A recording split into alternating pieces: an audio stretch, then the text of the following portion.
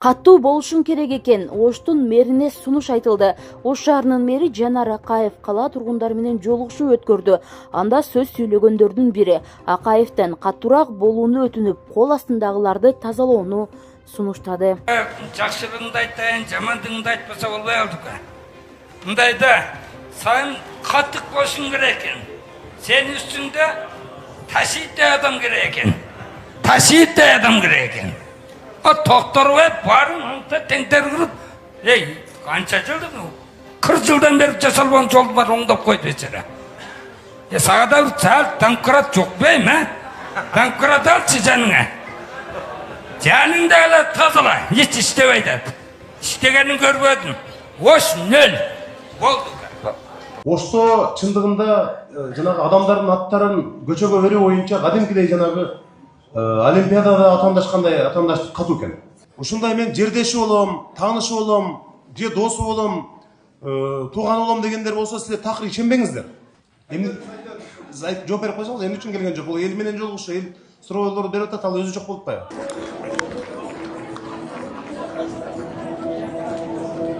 Өзүңүздөргө маалым болгондой, Кыргыз Республикасынын президенти Жапаров Садыр Нуркожоевич тарабынан атайын тийиштүү жетекчилерге тапшырма келип түштү.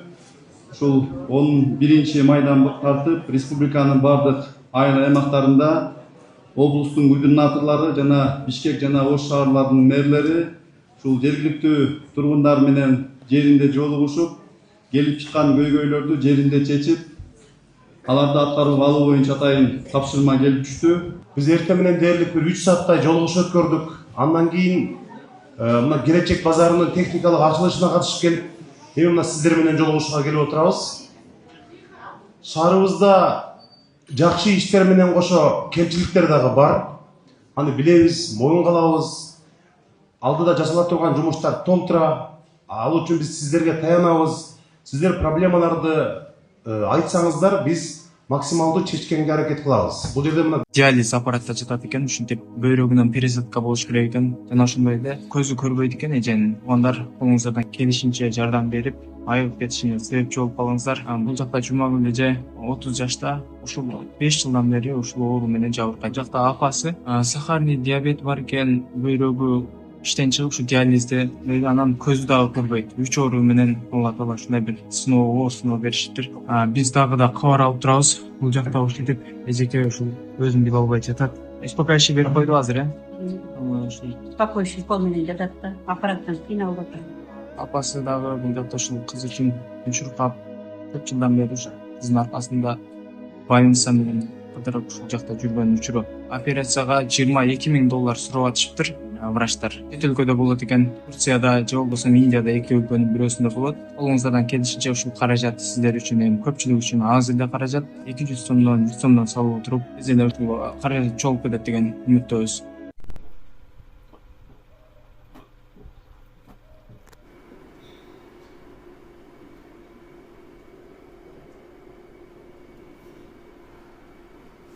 Күч органдарынын жетекчилери, шаардык кеңештин төрагасы, бардык кызматтардын башчылары турат. Архитектура, курулуштан баштап тазалык бүт бардыгы.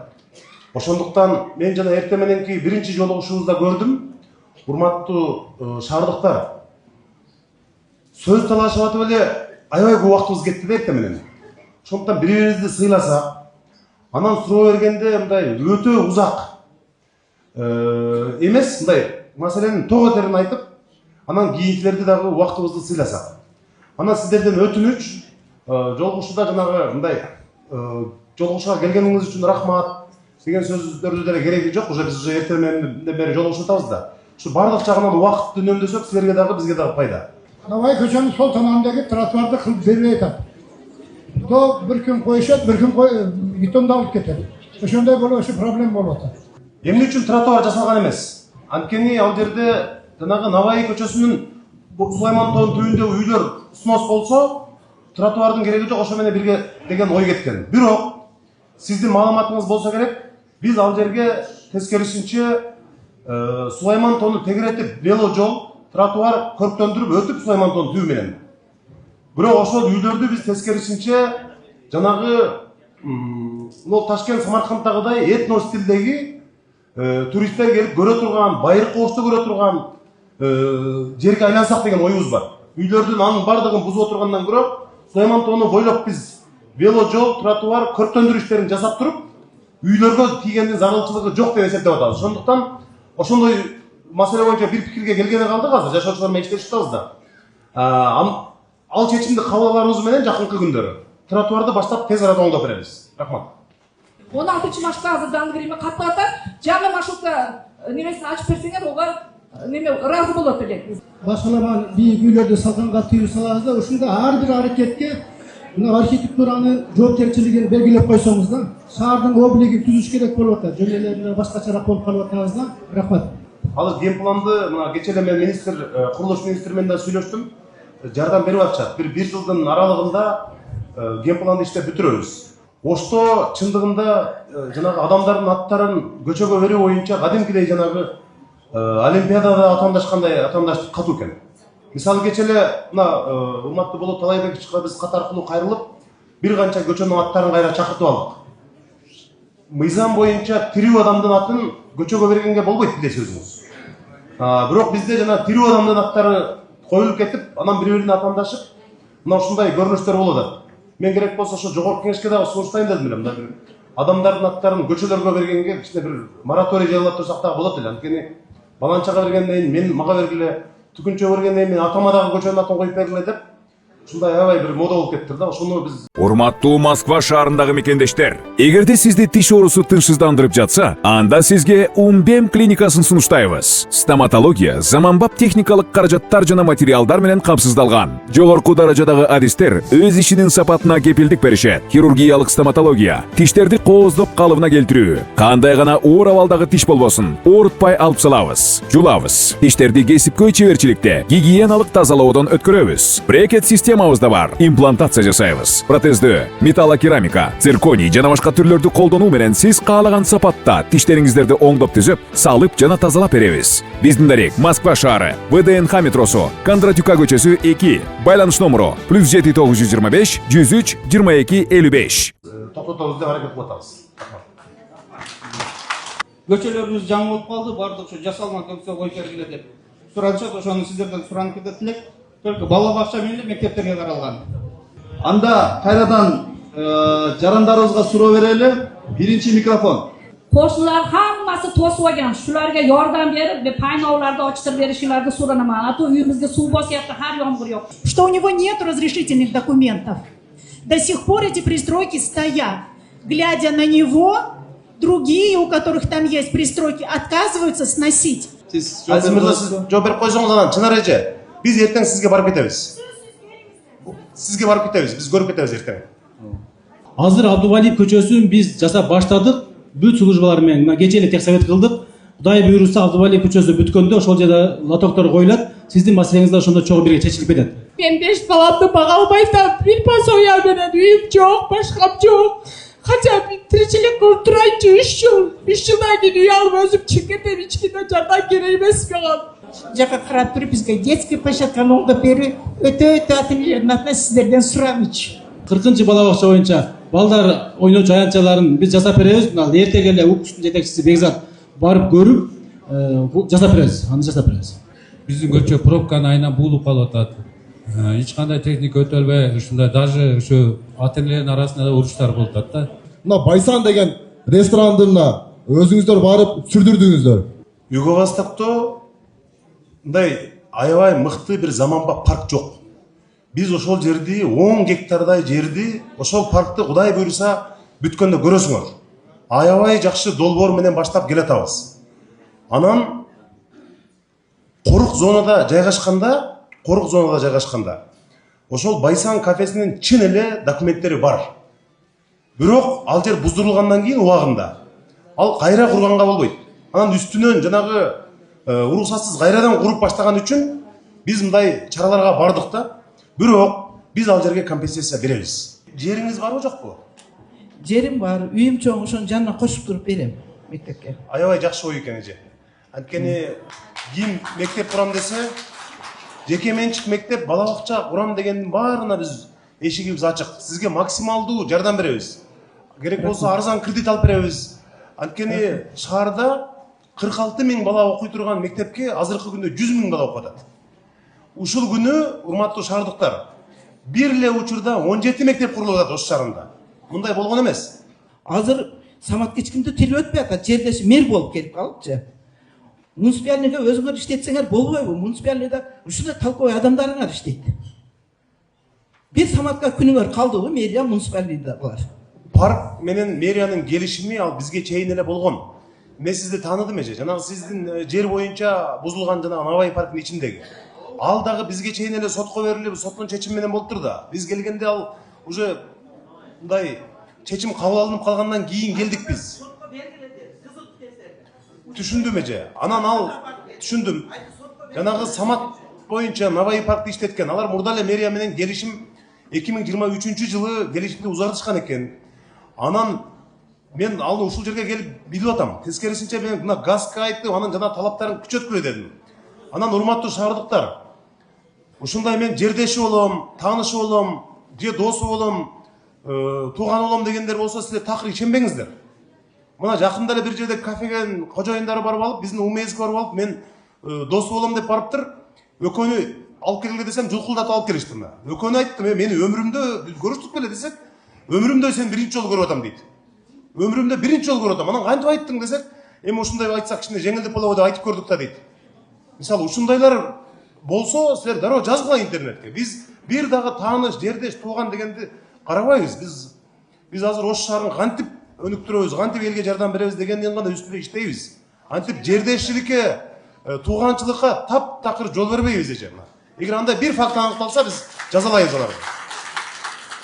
Азыр бүгүнкү күндө шаарда рейд болуп атат да. Мен өзүм юрист болгонуна байланыштуу көп жарандар кайрылат да. Бул ГАИ май кызматкерлерине мамиле деген нерсени урматтуу эми туура түшүнөсүңөр. Баягы биз го мыйзамды өз укугубуз билебиз. Жөнөкөй жарандар керек болсо орой мамиле кылган, ушу мамилени силерден сураныч. Кичине орой мамиле кылбай, жакшы мамиле кылсаңар, элдин сураныч. Башка суроом жок, чоң. Айдоочулук күбөлүгү жок, карама каршы тилкеге чыккан айдоочуларга чара көрүп атабыз. Анан азыркы айдоочулар өзүнүн укугун эмес, милдетин жакшы билип калган да.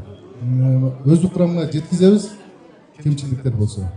ГАИ кызматкерлерине баарына сиз эскертүү бериңиз бүгүн мындай. Тосуп алып эле баарын эле кагып силкеп эле кичине мындай өнүккөн өлкөлөрдү көрсөңүз, мындай эмне жардам берейин деп турат да.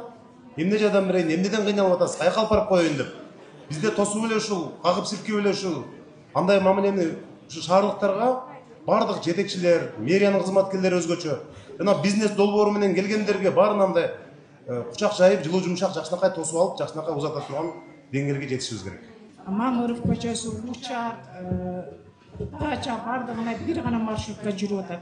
Эл аябай кыйналдык. Кышы менен батпайбыз, жайы менен пушабыз маршруткада. Биздин шаарыбызга 40 электроавтобус келет. Андан сырткары өзүңүздөр билесиздер, бизде 2 троллейбустук линия бар. 3-чү троллейбустук линия бул ушул азыркы Касымбекова көчөсүнөн баштап, ошол Учардын Курговойуна чейин Осмонов көчөсү аркылуу келе турган жагдайы бар. Больницага жата албаймын. Больницага бир жол лечение алдым. Мен 2 саат операция болгом.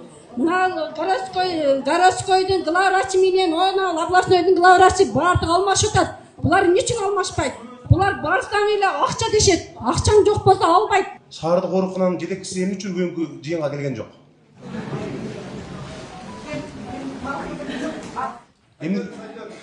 Жооп берип койсоңуз, эмне үчүн келген жок? Бул эл менен жолугушуу, эл суроолорду берип атат, ал өзү жок болуп атпайбы? Кытай Республикасынан элчилер келген болчу, ошолор менен жолугушуу болуп атат. Билесиздерби, аппарат келип атат жакында. 14 позициядагы. Ошолор менен жол. Бул жерде азыр күч органдары турат. Кытай эл республикасынын элчиси Ош шаарында эмес деп такташ керек. Эгерде андай болгон болсо, кызматтык жоопкерчилигин карайбыз. Элчиси эмес, жолугушуу. Мындай договор түзгөн жолугушуу. Ошол жерден жолдон канализациянын трубасы өткөн, чоң машиналар өткөн үчүн постоянно трубалар жарылат. Шаарда азыр 17 социалдык объект куруш жүрүп жатат деп. Биринчи максат ушул жогоруда куруп жаткан социалдык объектлерди бүтүрөйлү, андан кийинки маселеде каралат бул ачыгы. Табышат да мен билем. Рұқсат беріп қойсаңыз. Сіз мага келгенсіз, эжеке. Мен сізді қабыл алғам, сіз мага келгенсіз, сіздің көйгөйүңүздү билебиз, ал баланы кармап келебиз жакында. көбүнчө эле шаардагы каналдардын боюндагы турак үйлөр же курулмалар көпчүлүгүнүн документтери жок экен. Азыр УМС госрегистр менен иштеп атат. Бузулган сноско түшкөн объектилердин баардыгын биринчи первичный документтерин карайбыз. Ошол жерде тиешелүү кызык тептер болгон болсо, сөзсүз ордун толуктап беребиз. Кээ бирлериники каналдын боюнда турак үйлөр фактически салып алган, бирок эч кандай документи, укук көөлүндүрүүчү документтер жоктугуна байланыштуу тилекке каршы ал маселе оор болуп калат. Жаңы базар ишке түшүп баштагандан тартып, ушул 2 автобустук каттамды ушул базар аркылуу айланып өтө турган жагдайына келдик. Андан сырткары ушул бизде жүргүнчүлөрдү ташуу департаменти бар. Ошол агенттик аркылуу дагы 2 маршруттук каттам бүгүнкү күндө базарга бара жатат. Өзүңүздөргө маалым болгондой, эми эски базар толугу менен жабылды. Жаңы базар бүгүн техникалык расмий ачылды. Мындан ары ушул базарга жогоруда айтылган комиссиянын сунушунун негизинде техсовет өткөзүп, жыйынтыгы менен бир топ маршруттук каттамдарды ушул базарды дагы жаңы базарга бара турган жагдайын карайбыз. Азыр Ош облусунун шаарларынан дагы ушул Ош шаары менен байланыштырган бир топ каттамдар бар. Шаардык майы кызматы менен транспорт агенттиги менен бул маршруттарды дагы биз иретке келтирип атабыз. Мына Кара суу багыты боюнча, Гүлчө багыты боюнча, Ноокат багыты боюнча дагы бардыгы ушул тийиштүү жобонун негизинде, атайын мыйзам негизинде ушул каттамдар, маршруттары өзгөртүлүп жатат. Планды өчүрлөр боюнча ар бир керектүү өчүгө мой свет приложение аркылуу кабар беребиз. Бирок авариялык кырдаал учурунда өч каза ал боюнча да кошумча маалымат берип турат. Уйгур болгон.